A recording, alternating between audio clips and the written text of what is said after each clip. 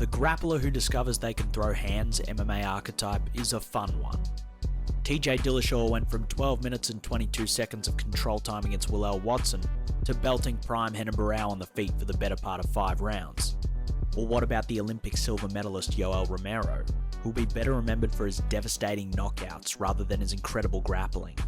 But right now, it feels like the best example of an individual who found their striking after initially leaning on their grappling acumen is Ilia Topuria. From his first fight to his most recent, you can watch as a fighter adjusts and adapts his game to become the best featherweight in the world.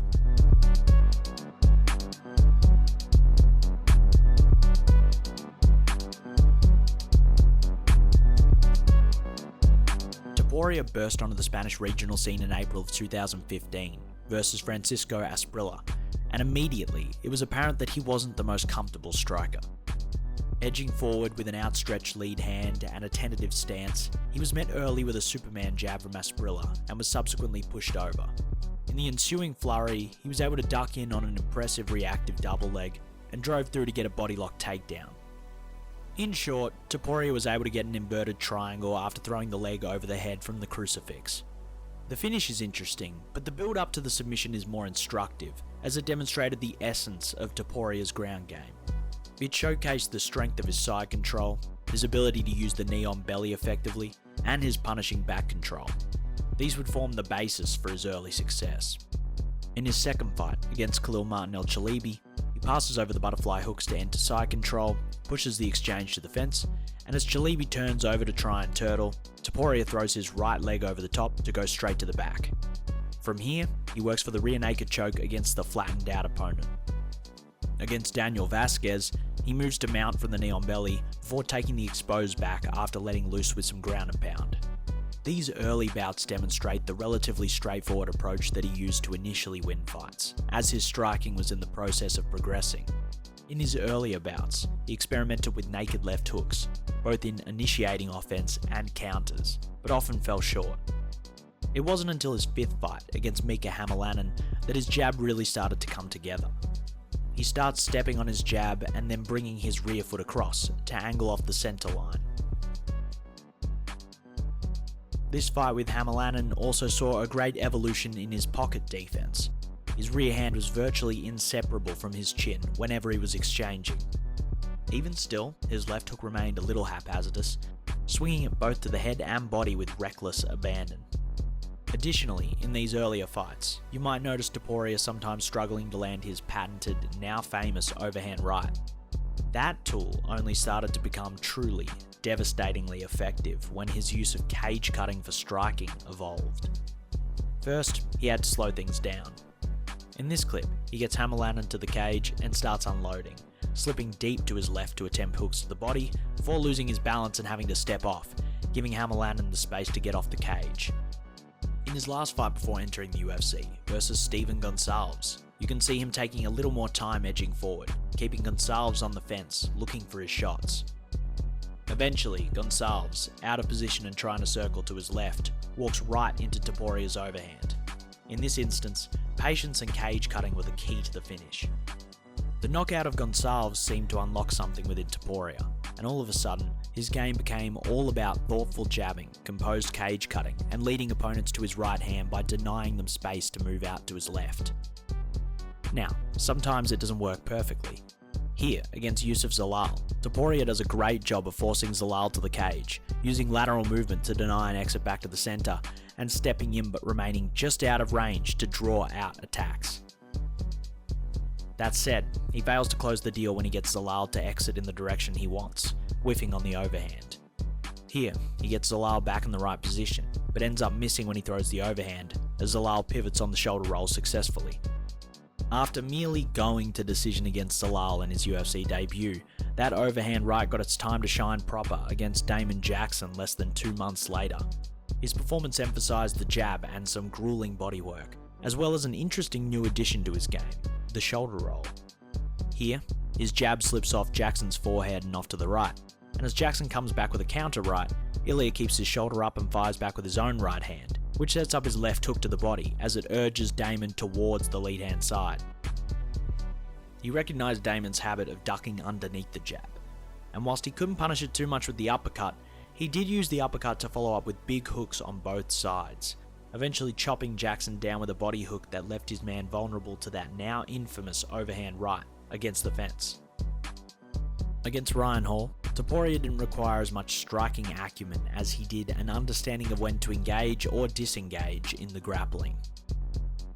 Hall's tendency to roll for the legs meant that for much of the bout, Topuria kept his distance warily, anticipating the roll and retracting his lead leg appropriately, before looking to get to the back and allowing Hall to roll past.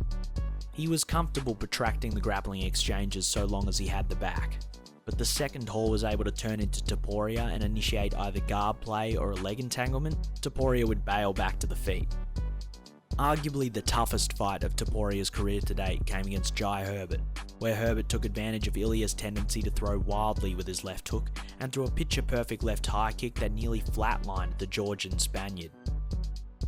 Ilia spent much of the rest of the first round looking to control Herbert, before getting him down with a double leg and doing good work from the guard. When the fight returned to the feet with a minute and a half left in the first frame, Ilia still looked hurt and was backed up to the fence. In the second, the Topuria we're more used to reared his head, claiming the centre of the cage immediately and pushing Herbert back with the jab. He punished Herbert's attempt to repeat the left high kick by swinging intently with the overhand. And then came the cage cutting.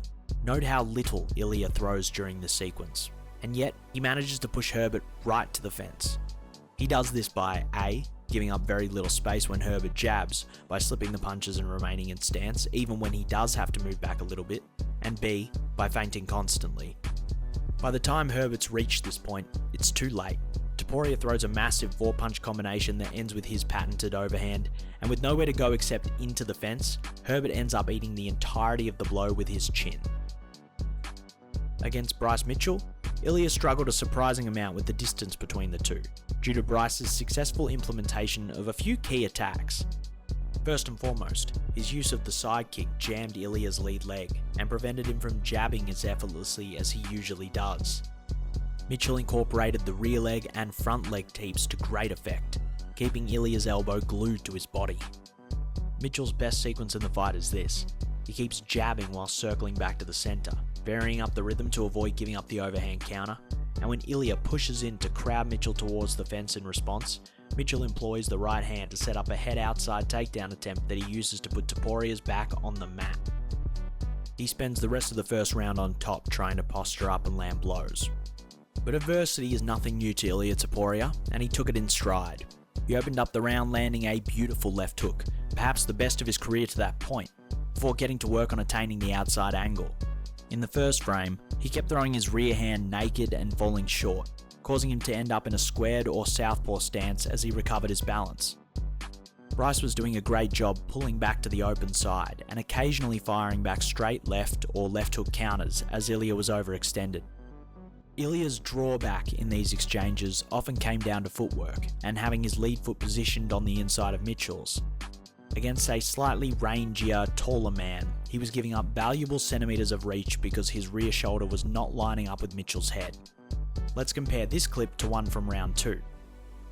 In round 2, he gets his lead foot to the outside of Mitchell's, and it puts his rear shoulder in better alignment with its intended target.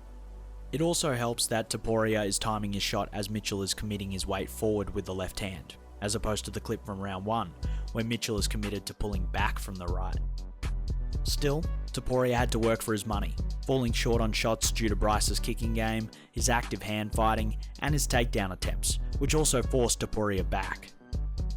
But sometimes, it doesn't matter how many good things your opponent does.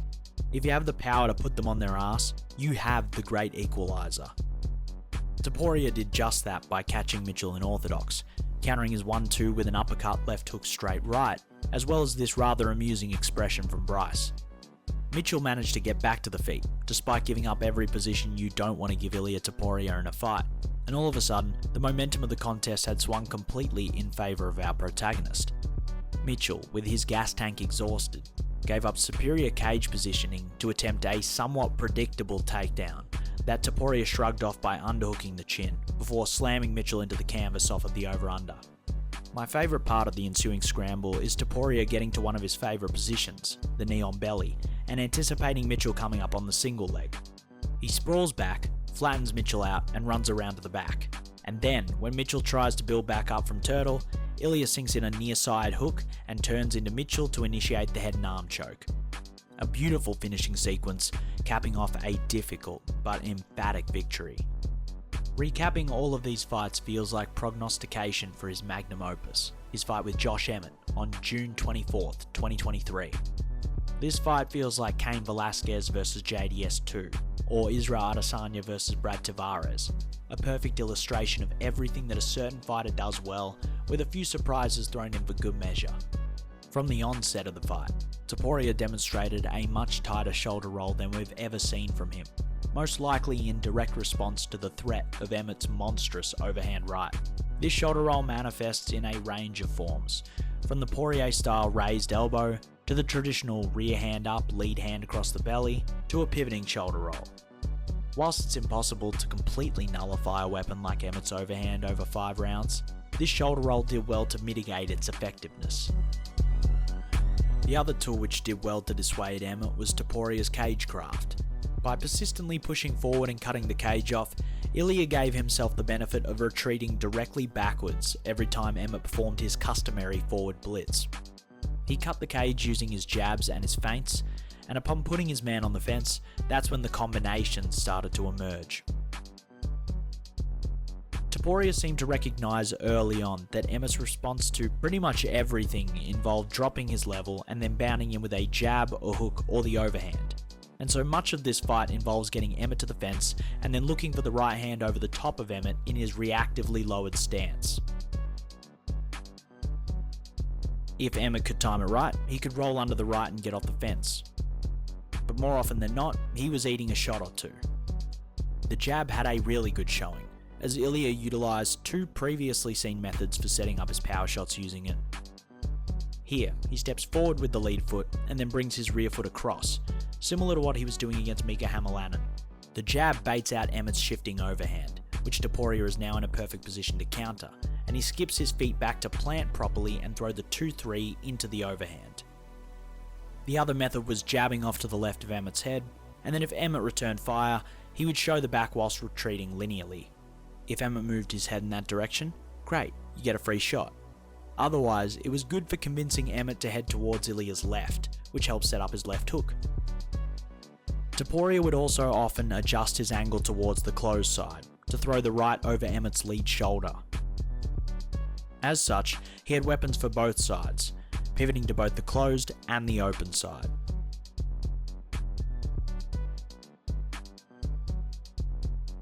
His only major adversity came in the form of Emmett's kicking game, which Ilia disincentivized by stepping in on and throwing hard shots. And this sequence, where Ilia started chasing the knockout and ended up on his butt for his troubles.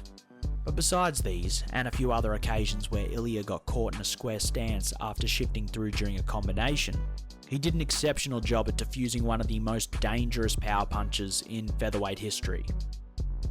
He even had the audacity to roll through on both of these Granby attempts at the end of the fight. He couldn't let Emmett have anything. The one-sided nature of the Emmett fight gave Topuria a good argument for a title shot, and he received said shot in February of 2024, fighting Alexander Volkanovski, who had reigned over the division since late 2019. If you're here, you probably know how the fight ends already. So let me say this, don't let your memory of the finish obfuscate the rest of the bout. Alexander Volkanovski was having a great fight, up until the precise moment where he was separated from his consciousness. Volk came in clearly having done his prerequisite reading, noting how Ilia had been hurt by high kicks on his left side against Jai Herbert, Stephen Goncalves, and Bryce Mitchell. The first thing he does, a step-up left high kick. He then chops the lead leg as Topuria throws the 1-2 and circles back into the centre portion of the cage.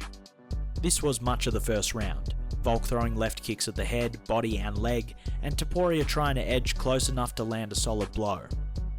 Here you can see their respective battles best demonstrated. Ilia is trying to land the overhand off of the jab, and Volk, trying to upset his rhythm, throws the counter low kick and then pulls up and away to his left. It's a dangerous game for Volk, because if he pulls away too linearly, he backs himself onto the fence, where Ilia does his best work. but if he pulls away too laterally, he puts his head in line with the overhand. We see this battle play out over and over again, with Volk often counter-kicking or jabbing as he steps off. Here, Ilia eats a left hook as he bumps forward with the straight right, before just missing with the left hook on the succeeding combination. Volk lands a good one here, as Ilia falls forward with the right and gets stuck in a square stance. Here's an instance where Volk is on the cage, and his response is to counter-kick and use collar ties to smother Ilia's attack. I'm highlighting these sequences not to demonstrate that Ilia is a limited fighter, quite the opposite actually. A limited fighter is deterred when they keep missing and getting countered like this. A fighter like Topuria knows that it's just a matter of making the correct adjustments at the appropriate time. He's been letting Volk off the hook when he gets him to the cage, and he's been headhunting with the right hand. So in this exchange, he switches it up. First, he gets Volk near the cage with a short feint. Then, he counters Volk's jab with a short right to the body, instead of aiming up top. He lands this left hook, squaring himself up, and then throws a right hook that lands around the ear. From here, he steps forward and frames on the neck, preventing Volk from entering the clinch, and throws a mean overhand that has virtually no chance of missing. He knocks out the champion to install himself as the incumbent. It's not how you start the fight, it's how you finish it that matters most. Ilia Topuria is one of the most entertaining, ever-evolving champions mixed martial arts currently has, and the way his style has developed and advanced over the years seems to imply that he might still not have hit his ceiling yet, despite already possessing the featherweight belt. His fight with Max Holloway, currently scheduled to take place at UFC 308, feels like his toughest matchup on paper, and yet, given his history, would any of us be all that surprised if he ran through one of the best featherweights of all time with little difficulty? It speaks to just how impressive his run has been.